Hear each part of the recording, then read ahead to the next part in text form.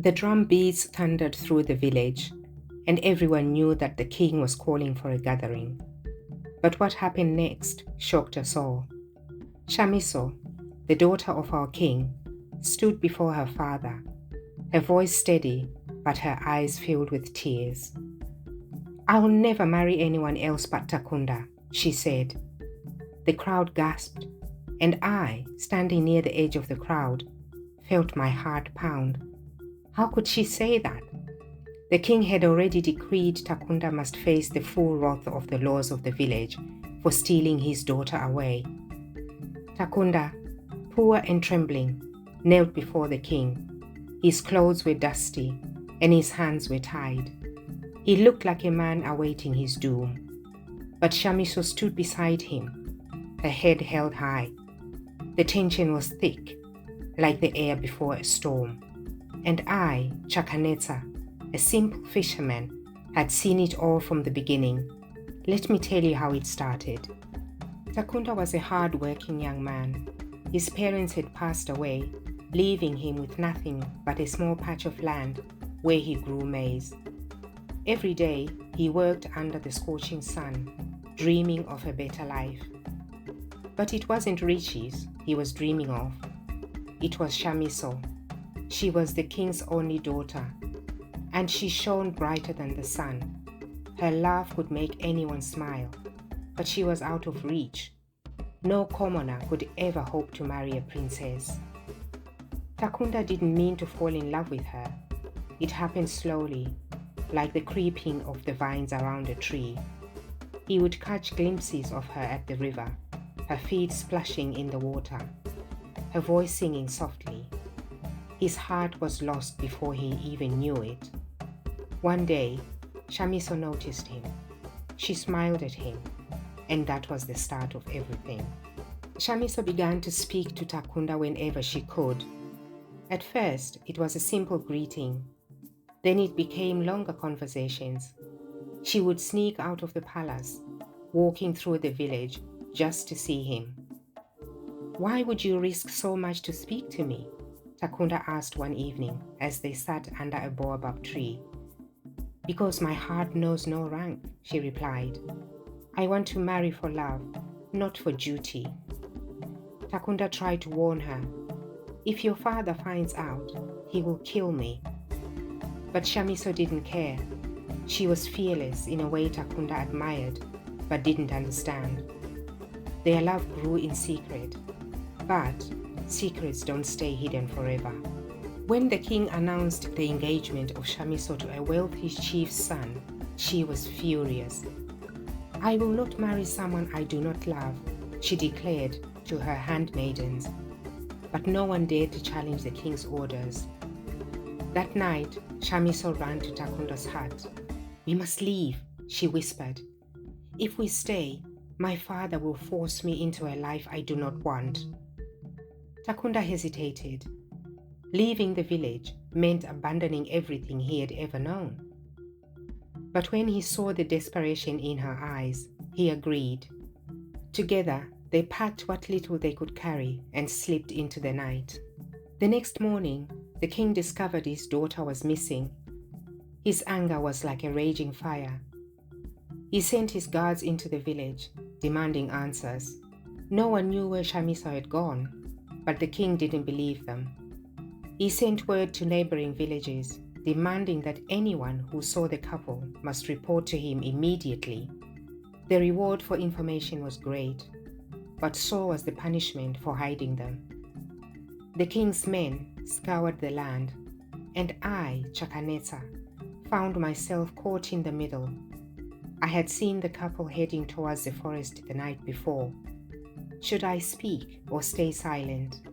When I saw Takunda and Shamiso heading into the forest, I couldn't believe my eyes. The forest was no place for anyone, let alone the king's daughter. The tales of hyenas, snakes, and restless spirits were enough to keep even the bravest souls away. Yet, there they were, moving with urgency, their figures disappearing among the trees. That night, as I returned to my hut, my thoughts were restless. Why would Shamiso, the princess who had everything, risk her life to follow Takunda. He was a simple man, a farmer with nothing to offer but his heart. But maybe, just maybe, that was enough for her. Inside the forest, Shamiso and Takunda found themselves surrounded by shadows and strange noises. Shamiso clutched Takunda's hand tightly. "Do you think they'll follow us?" she asked, her voice trembling. "They'll search everywhere," Takunda replied.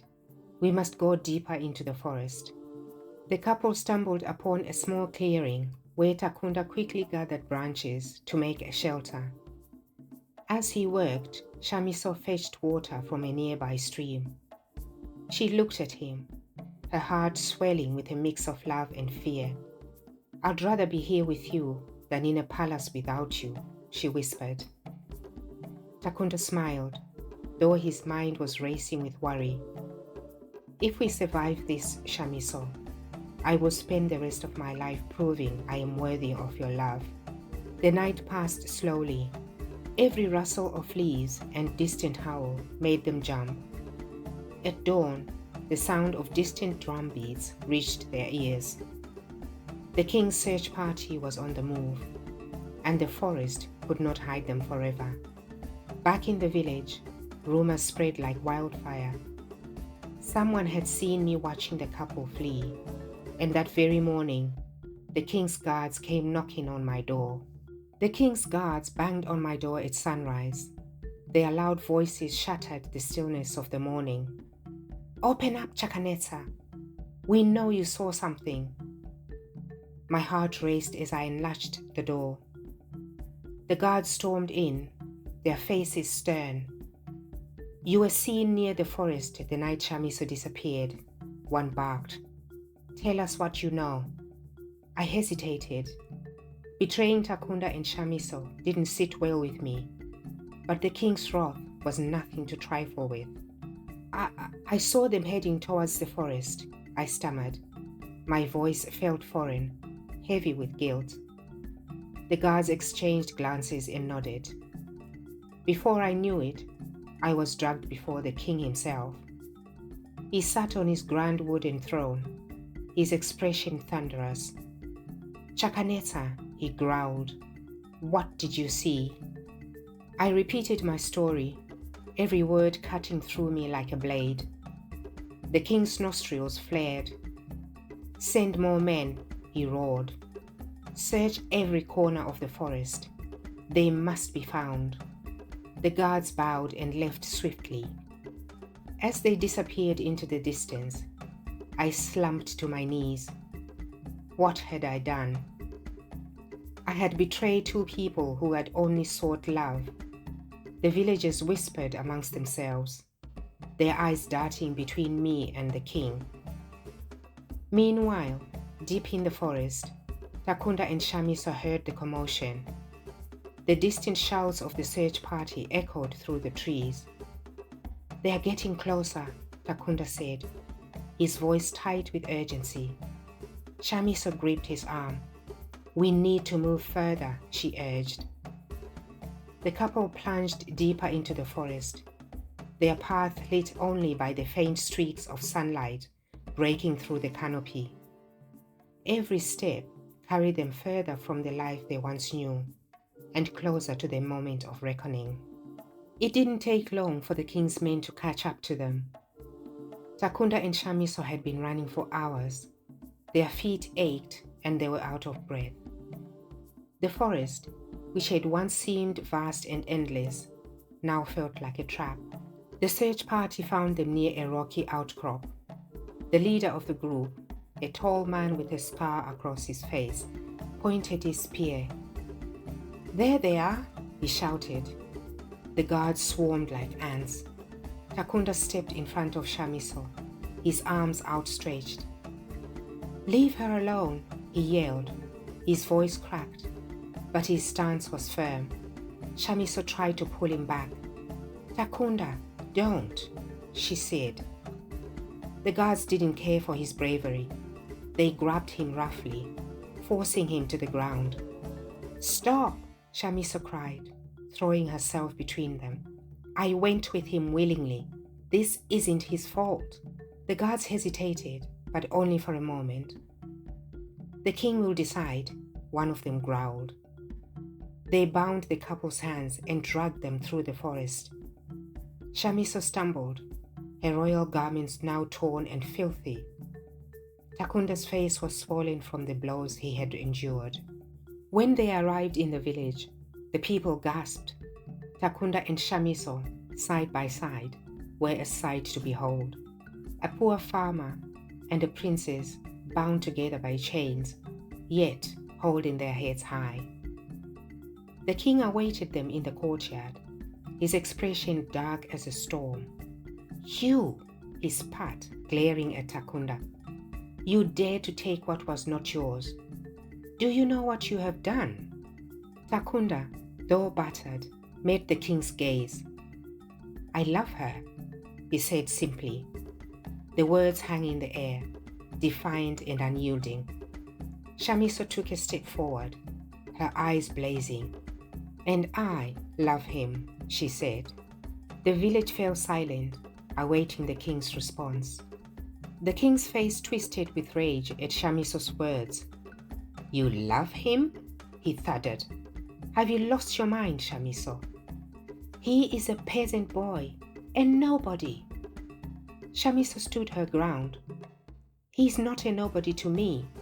He is the man that I choose, and no amount of punishment will change that."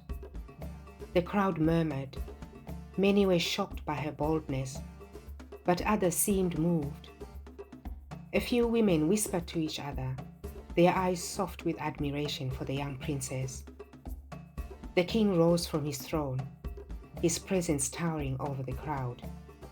"You disgraced this family," he said. "Do you realize what you are doing? I could have this man executed for this crime." Shamiso stepped in front of Takunda, shielding him. "Then you'll have to execute me too," she said, her voice firm despite the tears in her eyes. "Because I will not marry anyone else. If you kill him, I will never forgive you, father." The king froze. For a moment, it seemed as though her words had pierced his armor of pride. But then his expression hardened again. "You are no longer my daughter if you stand by this man." "So be it," Shamiso replied. Her voice was steady, but her hands trembled. She turned to Takunda, her eyes filled with love. "I'd rather lose everything than lose you." The crowd erupted into whispers. The king raised his hand for silence. "Take them to the dungeons," he ordered. "I will decide their fate tomorrow." The guards obeyed, dragging Takunda and Shamiso away. The villagers watched in stunned silence. For the first time, they began to wonder if the king's justice was truly just. That night, the village was restless. People gathered in small groups, their voices hushed but urgent. Some people spoke of Shamiso's courage, while others feared what the morning might bring. "The king won't let this go unpunished," one man said. "Takunda's life is as good as over." I stayed in my hut, staring at the small fire flickering before me. The guilt of my betrayal weighed heavily on my shoulders. I had only spoken to save myself, but now an innocent man's life was at stake. What if Shamiso's boldness wasn't enough to save him? In the dungeons, Shamiso and Takunda sat close together, their hands still bound. "I am sorry I brought this upon you," Takunda whispered. His voice was filled with sorrow. "You deserve better than this." Shamiso shook her head. "Don't ever say that. I chose this, Takunda. I chose you. Whatever happens tomorrow, I have no regrets." Her words gave Takunda strength, but the thought of her suffering because of him was unbearable. "If I could trade my life for yours, I would," he said. Outside, the palace guards sharpened their weapons. The sound of steel scraping against a stone echoed in the night, a grim reminder of what awaited them at dawn. As the first rays of sunlight broke over the horizon, the judgment drum sounded once more. The villagers gathered in the courtyard, their faces tense with anticipation. The king emerged, his expression unreadable, and the fate of Takunda and Shamiso would soon be decided.